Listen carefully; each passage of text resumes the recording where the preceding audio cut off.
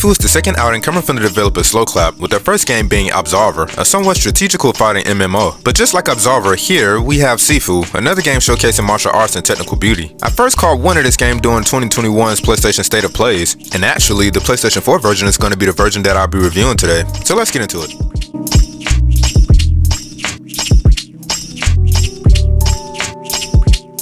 The story of Sifu really isn't that complicated. One stormy night, something goes down at the home of this old man, and this kid being the son sees something that he shouldn't have.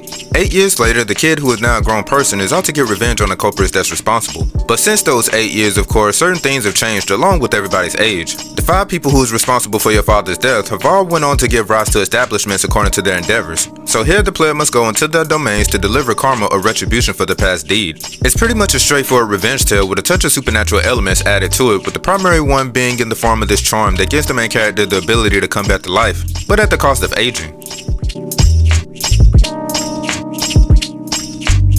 The visuals for Sifu is nothing short of phenomenal, especially if playing on the PS5. From the very technical and detailed choreography the characters display within their martial arts capabilities, all the way down to the direction of how this game flows, ensures that Sifu is most certainly a journey the player will embark on. What solidified my stance on this game's visuals for me personally was how seamless the game transitioned itself to the opening credits. That pretty much gave me the feeling that I was about to watch a movie of some sort. Speaking of transitions, there will be many moments within a player's playthrough where not only the environments, but the atmosphere can change at a moment's notice, usually after a fight. This, along with other elements, add some sense of a supernatural or lucid dream-like undertone that can be hidden within Sifu's DNA. Sometimes it gets to the point where things can feel much more like an abstract dream, but the environments themselves are actually characters within their own right. Every stage does follow a theme, but what I give credit to are the multiple set pieces done within each level. There were times where the camera will change its perspective to show the player progressing in a 2.5D dimensional aspect, kinda looking like a side-scroller beat-em-up, just before switching back into its regular third-person over-the-shoulder 3D perspective. For me personally, the number one stage that perfectly serves as an example of the various ranges when it comes to the visuals in Sifu can be seen on a museum level. But overall, this game is a masterpiece visually, and all around for that matter.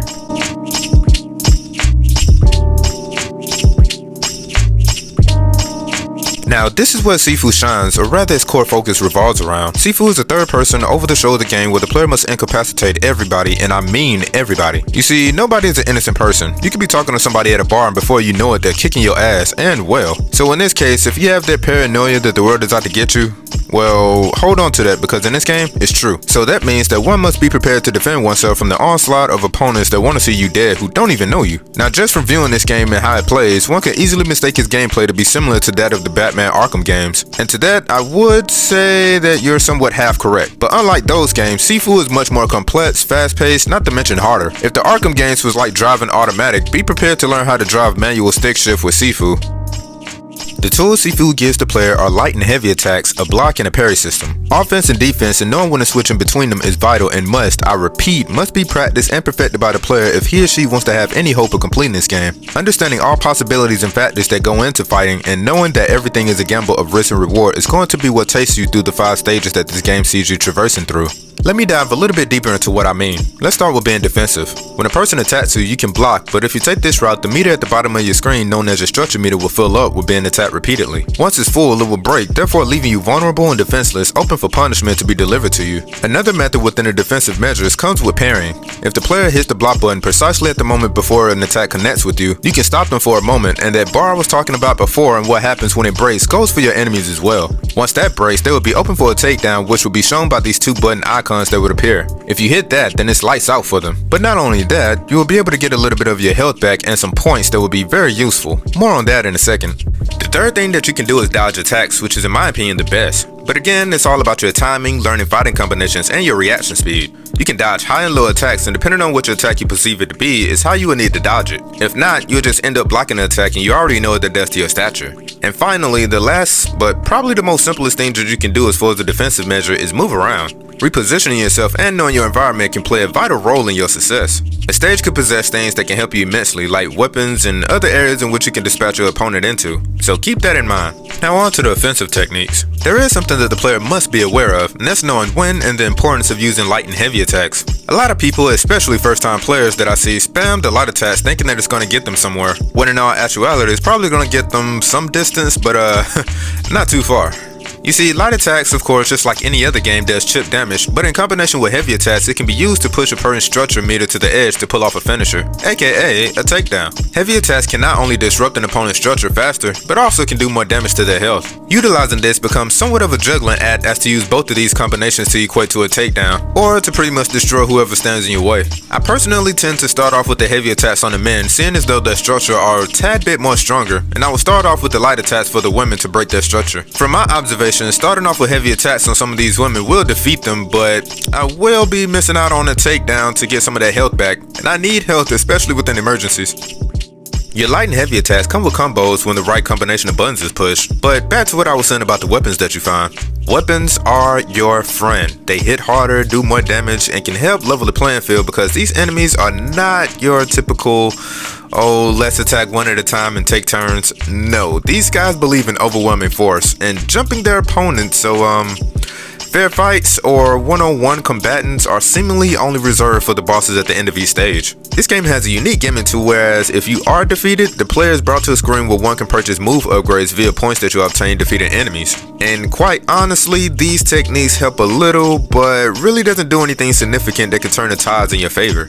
Again, this game relies on the player's actual skill. Most of everything you need to succeed is already given to the player by default. After the player requires whatever upgrade that he or she desires, you can bring the character back to life, but you will notice that every time you do this, your person's age goes up according to the number of times of death. Once you hit over the age of 70, it's a wrap. But you see, this is where this game's difficulty kind of rears its head. Once you beat a level, the age in which you beat that stage is then carried over into the next stage. This means that your performance from the very start of this game, I mean the first level, could determine the odds of the player successfully reaching towards the end of the game.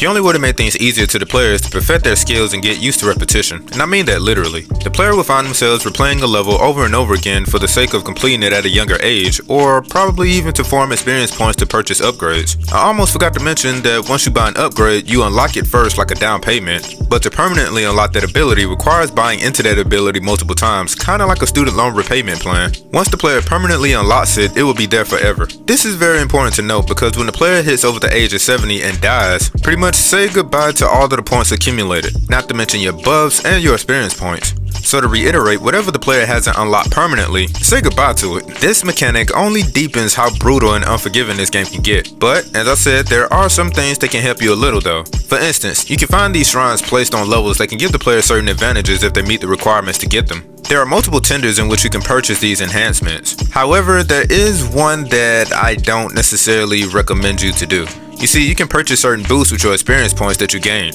which I personally don't recommend because experience points are precious and to be used to permanently unlock things as soon as possible. You do have level points that you can accumulate based on your kills, as well as easily be obtained the more you fight, and multiplied depending on what you do and also by taunting. Oh shit! To end this gameplay section, let me reiterate on some of the things that can help you, shine some light on certain things that can give you some issues, and things that you may not know. Number 1, enemies will come and gang up on you and pretty much just go to work on you with no delay. What can help you out is repositioning yourself and most importantly having a weapon on you. Using a weapon can break somebody's structure more quickly, do more damage, and when you block with the weapon you receive less damage to your structure. Number 2, the camera may work against you and cause enemies to snuff you out, so stay vigilant. Number 3, always use heavy attacks on the big dudes whose throws will probably annoy you. You know what, just use heavy attacks on all enemies that look like they weigh more than you, period. Number 4, use and master the directional dodge until you become Ultra Instinct. Players will have their behinds handed to them if they don't. Blocking and moving backwards can only work for so long. Number 5, unlocking abilities are capped at certain ages, so if you die too many times, unlocking techniques for a younger age may be out of the question. And number 6, this game actually has 2 endings to it. Going through this game normally and killing all the bosses actually gives you a bad ending. To get the good ending requires a bigger challenge, meaning that the player will have to spare all of the bosses. You do this by breaking the structure of each boss twice without you hitting the 2 buttons of death. So if you want to walk the righteous path and get the good ending, there you go, and good luck.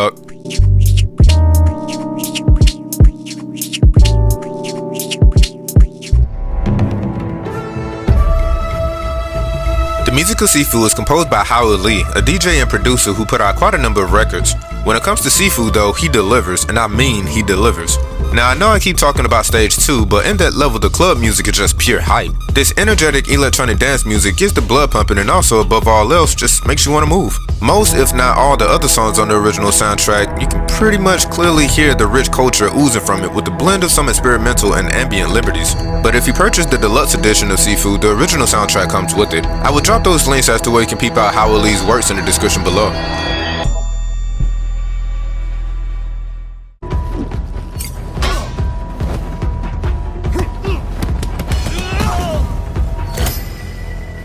I have never enjoyed so much the sound of a pipe being knocked upside somebody's cranium. The sound of glass bottle breaking from impacting somebody. And my favorite, that metallic sound that you always hear when a takedown is available to the player. These are just my personal favorite sounds that you might as well have to get used to hearing. Now the voice acting in Sifu was done very well also. Yang, of course. You've gotten slow, Sifu.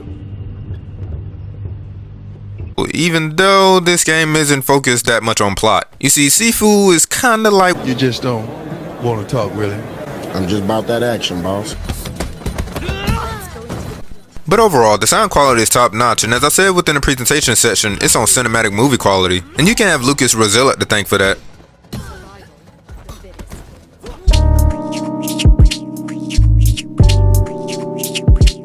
This is one of the games where the player must hone their skills and practice in order to proceed further. There are no such thing as a difficulty setting within this game, so whatever happens, it is what it is. Sifu's difficulty was actually responsible for bringing up the topic if video games should be accessible to everybody due to their difficulty. This particular level is what really was kicking everybody's ass, and mine as well.